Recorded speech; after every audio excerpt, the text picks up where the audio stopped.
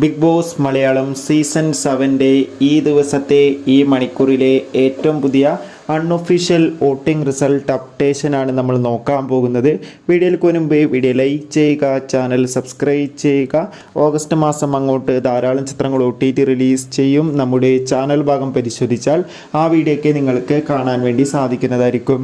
എല്ലാവരും ഏറെ ആകാംക്ഷയോടെയാണ് ബിഗ് ബോസിൻ്റെ ഓരോ ദിവസത്തെ ഓരോ വോട്ടിംഗ് അപ്ഡേഷൻ അറിയാൻ വേണ്ടി കാത്തിരുന്നത്. ഈ ആഴ്ച ശക്തരായ 9 മത്സരാർത്ഥികളുടെ കടുത്ത വോട്ടിംഗ് പോരാട്ടമാണ് നടക്കുന്നത്.